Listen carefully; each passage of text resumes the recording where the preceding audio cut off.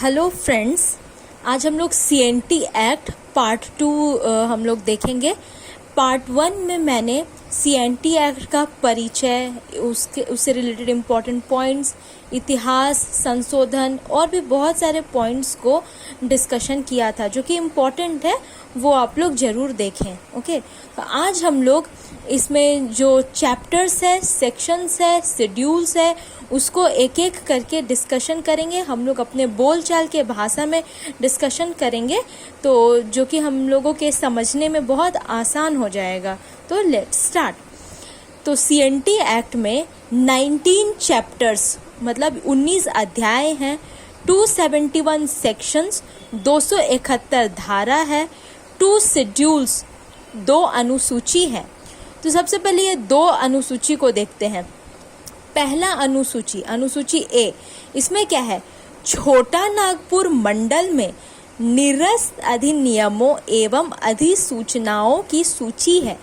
List of repealed acts and laws rules in Chota Nagpur area. दूसरा क्या है? अनुसूची बी में मानभूम जिले में निरस्त अधिनियमों और अधिसूचनाओं की सूची। List of repealed acts and rules in Manbhum district. अब हम लोग इसके 19 चैप्टर्स को देख लेते हैं, जिसके अंदर 271 सेक्शंस है। ओके, तो चैप्टर 1 अध्याय 1, इसमें सेक्शन 1, 2 और 3 है। सेक्शन 1 में क्या है? Name and extent of the act, अधिनियम का नाम और विस्तार है। तो नाम क्या है अधिनियम का? CNT act 1908। विस्तार कहाँ कहाँ पर है? तो नॉर्थ छोटा नागपुर, उत्तरी छोटा नागपुर, साउथ छोटा नागपुर, दक्षिणी छोटा नागपुर, पलामू डिवीजन, पलामू प्रमंडल और बिहार और उड़ीसा नगर पालिका अधिनियम 1922 के अधीन जितनी भी नगर पालिका थी वहां पर इसका विस्तार है। CNT एक्ट 1908 का। सेक्शन 2 में क्या कहा गया है? रिपील मतलब जो भी निरसन, रद्द जो है उसके बारे में है। तो यह जो हम लोग अनुसूची जस्ट देखे वही इसमें है। अनुसूची क में छोटा नागपुर क्षेत्र में रद्द की गई अधिनियम और अधिसूचना की सूची दी गई है। List of acts and rules to be repealed in Chota Nagpur is given in schedule A. अनुसूची ख में धनबाद जिला तथा सिंहभूम के पटमदा, ईचागढ़ और चांडिल में रद्द की गई अधिनियमों की सूची है। List of acts and rules to be repealed in Dhanbad and Singhbhum, Patamda, Ichagarh and Chandil is given in schedule B. तो यह सेक्शन 2 हो गया। अब सेक्शन 3। सेक्शन 3 में कुछ डेफिनेशन दिया गया है, तो वो जो इम्पोर्टेंट डेफिनेशन है तो उसको हम लोग देखते हैं। तो CNT एक्ट के सेक्शन 3 में पहला डेफिनेशन भुगुत बंध बंधक का है। भुगुत बंध मॉर्टगेज। इसमें क्या है? अगर कोई रैयत ने किसी व्यक्ति से पैसा उधार लिया हो तो जब तक वह कर्ज नहीं चुकाता है तब तक वह उस जमीन से प्राप्त लाभ या प्रॉफिट से वंचित रहेगा। ठीक है, एक पॉइंट नोट करेंगे। जो भुगुत बंध बंधक है सिर्फ 7 वर्षों के लिए ही रखा जा सकता है, मतलब अपने जमीन को वो 7 साल के लिए ही बंधक बना सकता है। फिर दूसरा पॉइंट है जोत यानी कि होल्डिंग।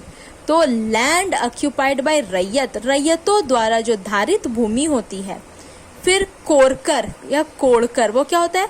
धान की खेती के लिए चौरस की गई भूमि। जंगलों को, झाड़ियों को काट करके जो धान खेती के लिए भूमि बनाया जाता है वो कोड़कर। भूस्वामी किसको कहते हैं? Landlord. Person under whom a tenant holds land and pay rent, यानी कि भूस्वामी बोलते हैं वैसा व्यक्ति जिसके अधीन कोई काश्तकार भूमि अधिग्रहित करता हो और लगान चुकाता हो। तो ऐसे व्यक्ति को भूस्वामी कहते हैं। तो अभी भूस्वामी का एग्जाम्पल सरकार हो जाएगा, क्योंकि अभी तो सब सरकार के अंडर में है, लोग सरकार को ही लगान देते हैं। फिर 5वां पॉइंट है टेन्योर होल्डर। लैंडलॉर्ड देखा, अब टेन्योर होल्डर यानी भूधारक किसको कहते हैं? तो भूधारक यानी जिसने लगान वसूलने के लिए जमीन लिया हो। ओके, अब भूधृति, टेन्योर किसको कहते हैं? भूधारक का जो हित होता है उसको भूधृति कहते हैं, लेकिन इसमें मुंडारी खुटकतीदार नहीं आते हैं। टीनेंट, काश्तकार किसको बोलते हैं? हु होल्ड्स लैंड, जो जमीन धारित करता हो वह टीनेंट या काश्तकार कहलाता है। यह देखिए ये तीनों पॉइंट है, टेन्योर होल्डर, टेन्योर और टीनेंट, भूधारक, भूधृति और काश्तकार, जो अलग अलग है हम लोग देखें अभी। कृषि वर्ष क्या होता है? एग्रीकल्चरल ईयर, किसी स्थानीय क्षेत्र में कृषि कार्य के लिए जो प्रचलित हो या 1 अप्रैल से 31 मार्च तक का समय, या फिर जैसा सरकार उचित समझे, तो वह कृषि ईयर हो गया। तो हम लोग चैप्टर 1 और को अच्छी तरह से हम लोगों ने सभी सेक्शन 1, 2, 3 को देखा। अब आगे चैप्टर 2 में आता है सेक्शन 4, 5, 6, 7 और 8। चैप्टर 2 में काश्तकारों के वर्ग का जिक्र है। सेक्शन 4 वही है, यह सेक्शन 4 काश्तकारों का वर्ग, क्लासेस ऑफ टीनेंट्स। देखिए क्लासेस ऑफ टीनेंट्स में क्या क्या आता है? टीनेंट्स मतलब हु होल्ड्स लैंड, इसमें आ जाता है टेन्योर होल्डर, भूधारक, जिसका जिक्र सेक्शन 5 में है और चैप्टर 3 में भी है। दूसरा हो जाता है काश्तकार में रैयत, जिसका जिक्र सेक्शन 6 में है और चैप्टर 4 में भी है। और तीसरा टीनेंट का क्लास हो गया मुंडारी खुटकटीदार, जिसका जिक्र सेक्शन 8 में है। ओके, तो अभी देखिए रैयत में भी 3 तरह के आते हैं। सबसे पहले तो काश्तकार में 3 हो गए, टेन्योर होल्डर, रैयत और मुंडारी खुटकटीदार। और रैयत में हो जाते हैं ऑक्यूपेंसी रैयत, नॉन ऑक्यूपेंसी रैयत, खुटकटी रैयत। और ऑक्यूपेंसी रैयत के अंडर आते हैं सेटल्ड रैयत या बंदोबस्त रैयत। इन सारे को अभी हम लोग को आगे देखना है डिटेल में, तो अभी हम लोग पहले आगे बढ़ते हैं। तो हम लोग क्या देखें? सेक्शन 5 में टेन्योर होल्डर, भूधारक, सेक्शन 6 में रैयत, सेक्शन 7 में खुटकटी रैयत, सेक्शन 8 में मुंडारी खुटकटीदार रैयत। ये तीनों को हम लोग को तो आगे देखना ही है। मुंडारी खुटकटीदार क्या होता है? वह मुंडारी जो जंगली भूमि को जोत में लाने के लिए भूमि अधिग्रहित करता हो, उसको मुंडारी खुटकटीदार कहते हैं। सेक्शन 8 में जिक्र है। तो चैप्टर 2 हो गया खत्म। चैप्टर 3 में सेक्शन 9 से सेक्शन 15 तक है। इसमें क्या का जिक्र है? तो भूधारक के बारे में है, टेन्योर होल्डर। अभी हम लोग देखें ना, सेक्शन 5 में भी है टेन्योर होल्डर। ओके, तो और चैप्टर 3 में भी है। तो एग्जाम में सेक्शन आए तो सेक्शन 5 में जिक्र है, और चैप्टर आए तो चैप्टर 3 में जिक्र है। भूधारक क्या होता है हम लोग अभी भी देखें कि जिसने लगान वसूलने के लिए जमीन लिया हो। आगे देखते हैं, अब इसके सब सेक्शंस को देखते हैं। सेक्शन 9 क्या है? भूधारक के जमीन में यदि परमानेंट सेटलमेंट या स्थायी बंदोबस्त के समय में लगान अगर नहीं बढ़ा हो तो उसका लगान अब भी नहीं बढ़ेगा। ओके, सेक्शन 10 क्या है? अगर कोई भूइहारी का जमीन, भूइहारी मतलब कि उरांव की जमीन, छोटा नागपुर टेन्योर एक्ट 1869 में रजिस्टर है तो उस भूमि पर भी लगान नहीं बढ़ेगा। सेक्शन 11 क्या है? यदि कोई अपना जमीन किसी को ट्रांसफर करता है तो उसे भूस्वामी यानी लैंडलॉर्ड, अभी जो सरकार है, उनको जानकारी देना होगा और उसका रजिस्ट्रेशन कराना होगा। सेक्शन 12 क्या है? यदि भूस्वामी रजिस्ट्री करने से इनकार करे तो डीसी से कंप्लेन किया जा सकता है। ओके,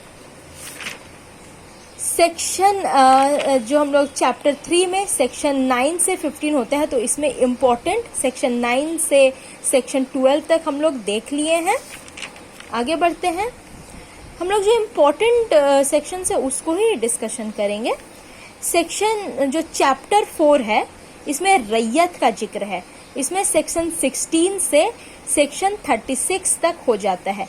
रैयत यानी कि जो खेती करने के लिए भूमि धारण करता हो।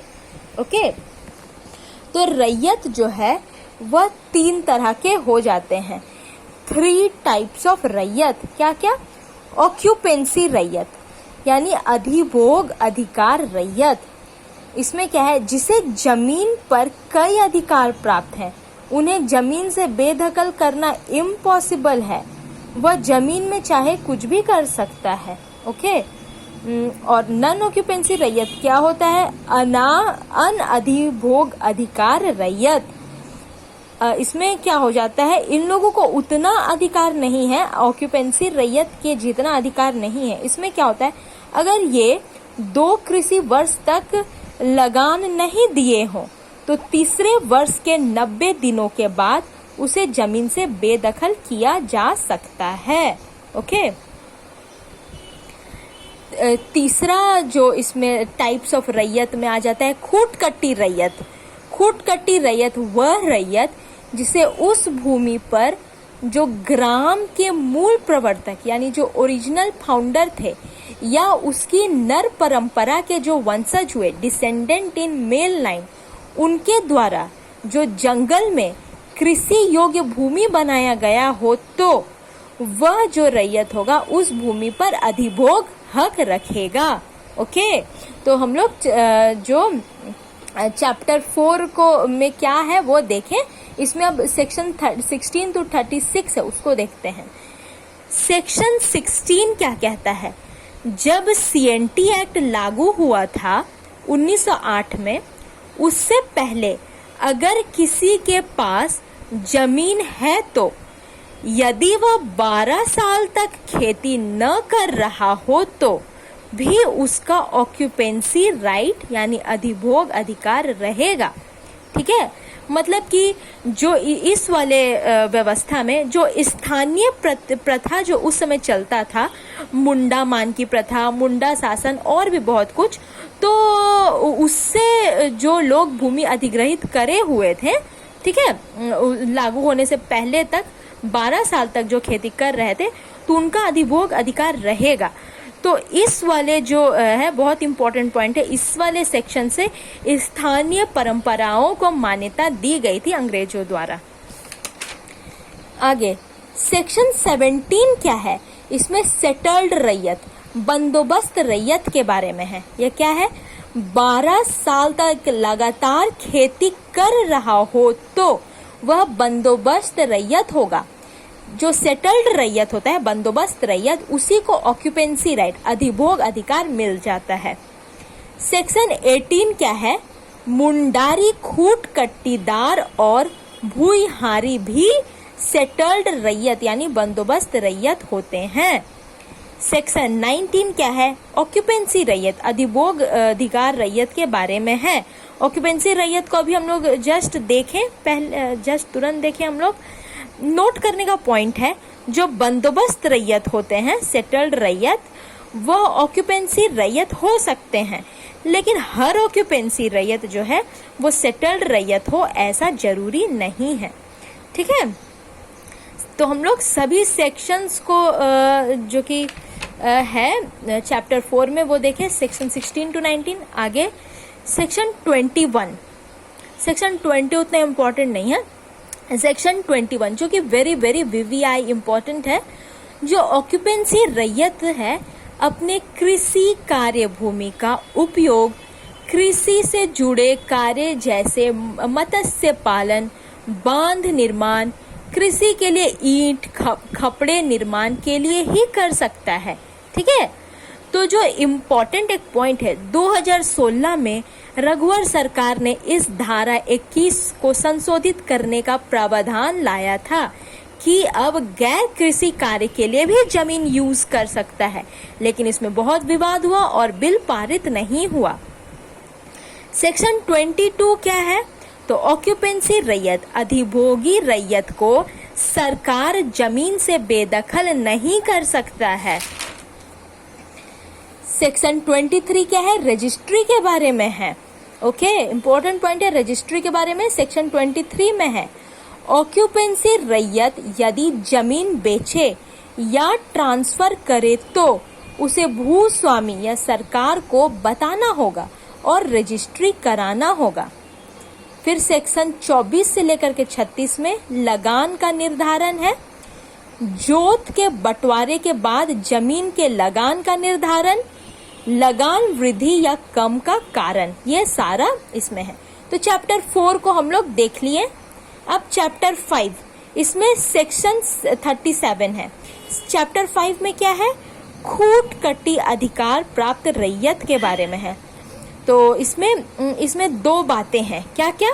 तो अगर खूट कट्टी अधिकार प्राप्त रैयत को अधिभोग अधिकार CNT लागू होने से 20 वर्ष पहले तक लगाया गया हो तो उस जमीन पर लगान नहीं बढ़ेगा। यानी कि इसमें क्या है, जो खूट कट्टी अधिकार प्राप्त रैयत लोग जो हैं, तो जब CNT एक्ट लागू हुआ था उससे भी 20 वर्ष पहले तक अगर उनको अधिभोग अधिकार लगाया गया था तो उस जमीन पर अभी लगान नहीं बढ़ेगा।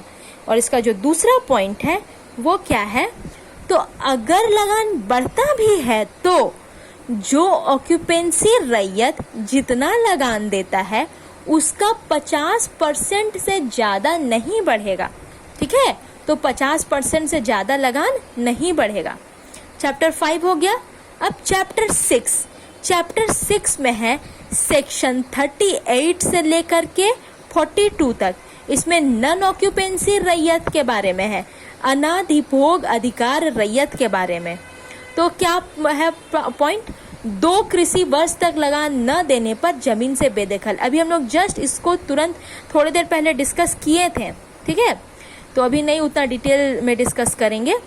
इसमें नोट करने वाला पॉइंट क्या है? जो मुंडारी खूट कट्टीदार रैयत होते हैं वो रैयत के डेफिनेशन में नहीं आते हैं। ओके, चैप्टर 6 देख लिए। चैप्टर 7 क्या है? चैप्टर 7 में सेक्शन 43 आता है। इसमें जैसे कि मान लेते हैं कि सरकार ने कोई जमीन को डैम, खनन, रोड, रेलवे आदि के लिए लिया हो तो पट्टा में, तो वैसे जमीन में जो चैप्टर 4 और चैप्टर 6 जो हम लोग अभी देखें वह लागू नहीं होगा। ओके, तो सेक्शन 43 में जो प्रावधान है कि जो ऐसा जो पट्टा होगा उस पर जो भी भूमि दिया गया है तो उस पर सरकार कोई लगान नहीं लेगा। ओके, क्योंकि सरकार ने ही तो पट्टे पे लिया है जमीन को रोड, रेलवे आदि कार्य के लिए। चैप्टर 8 क्या है? इसमें सेक्शन 44 से 51 तक है। इसमें lease and transfer of tenure and holders के बारे में है। क्या है? भूस्वामी को पट्टे का पूरा लिखित विवरण रैयत को देना होगा। ओके, सेक्शन 46 इंपॉर्टेंट है। जो ऑक्यूपेंसी रैयत है अपने जमीन का लीज या मॉर्टगेज जो बंधक है वो 5 साल से अधिक नहीं कर सकते हैं। ओके, तो अभी एक लेके एक्सेप्ट जो भुगत बंधक है जो हम लोग अभी थोड़ी देर पहले डिस्कस किए वो 7 साल तक कर सकते हैं। देखिए, कुछ इंपॉर्टेंट पॉइंट है उसको हम लोग देखते हैं। अगर कोई ऑक्यूपेंसी रैयत ST है तो वह ST को ही जमीन दे सकता है। उसे DC से परमिशन लेना होगा और साथ ही वह सेम पुलिस स्टेशन भी होना चाहिए तो ही वो जमीन ट्रांसफर कर सकता है। SC और बैकवर्ड कास्ट के लिए क्या है कि DC से परमिशन के बाद सेम डिस्ट्रिक्ट के अंदर में वह लैंड ट्रांसफर कर सकता है और जनरल लोगों के लिए कोई भी ऐसा बंधन नहीं है। सेक्शन 47 क्या है? कोर्ट किसी रैयत का अधिकार नहीं छीन सकता है एक्सेप्ट क्या है? रैयत बैंक से लोन लेकर न चुकाया हो तो भूमि ट्रांसफर होगा, लेकिन उसमें भी SC टू ST ट्रांसफर हो, SC टू SC ही ट्रांसफर होगा और ST टू ST ट्रांसफर होगा। ओके, अभी सेक्शन 48 इसमें भूइहारी रैयत के बारे में है। भूइहारी जमीन, उसको उरांव की जमीन कहते हैं, तो भूइहारी रैयत के बारे में सेक्शन 48 में है। सेक्शन 49 ऑक्यूपेंसी रैयत और भूइहारी का जमीन दो पर्पस के लिए ट्रांसफर हो सकता है। क्या क्या? खनन यानी माइनिंग और इंडस्ट्रीज के लिए। यह सेक्शन 49 में है। इंपॉर्टेंट पॉइंट है, यह पहले नहीं था, इसको अमेंडमेंट करके जोड़ा गया है इस वाले पॉइंट को। ओके, सेक्शन 50 में क्या है? तो भूस्वामी द्वारा भूधृति यानी टेन्योर या जो जोत होता है होल्डिंग्स, उसका अर्जन, ये सेक्शन 50 में है। ओके, तो हम लोग चैप्टर नंबर 8 को भी देख लिए। चैप्टर नंबर 9 क्या है? तो सेक्शन 52 से सेक्शन 63 तक है। इसमें लगान से रिलेटेड पॉइंट है। जो एक इम्पॉर्टेंट सेक्शन इसमें है सेक्शन 63A, उसमें बंजर भूमि का जिक्र है। इम्पॉर्टेंट पॉइंट है 63A, बंजर भूमि का जिक्र। अब चैप्टर 10 देखते हैं। इसमें सेक्शन 64 से सेक्शन 65 तक है। इसमें कुछ कुछ मिसलेनियस बात है, ठीक है, अन्य बातें जो होती हैं वह है। इसमें कुछ इम्पोर्टेंट सेक्शंस है जो कि देखते हैं। सेक्शन 64 से सेक्शन 67 तक कोरकर भूमि के बारे में है। सेक्शन 68 में क्या है? बिना डिक्री या डीसी के आदेश के किसी भी टीनेंट को जमीन से बेदखल नहीं किया जा सकता है। ओके, सेक्शन 69 में क्या है कि जो रैयत है, रैयत का भूस्वामी के साथ जो टर्म और कंडीशन तय हुआ है वैसा वह पालन अगर नहीं करता है तो भूमि से बेदखली किया जा सकता है। लेकिन कंडीशन क्या है? यदि वह लगान चुका दे तो बेदखली रद्द हो जाएगा। सेक्शन 9 में है बेदखली के बारे में, सेक्शन 69 में। सेक्शन 70 में क्या है? बेदखली के आदेश का पालन कृषि वर्ष के अंत में होगा। ओके, तो और या फिर कोर्ट के आदेश पर, ऐसा नहीं कि कभी भी बीच में हो जाएगा। कृषि वर्ष का जो अंत होता है वहीं पे होगा। देखिए, अभी हम लोग जस्ट देखे कि कृषि वर्ष क्या था, 1 अप्रैल से 1 मार्च, लेकिन अभी जो 1 जुलाई से आरंभ होता है। सेक्शन 71 में क्या है? यदि किसी को इलीगली गैर कानूनी तरीके से बेदखल किया गया हो तो वह डीसी से कंप्लेन कर सकता है। यह सेक्शन 71 में है। ओके, अब आगे सेक्शन 71A जो कि बहुत इम्पोर्टेंट है।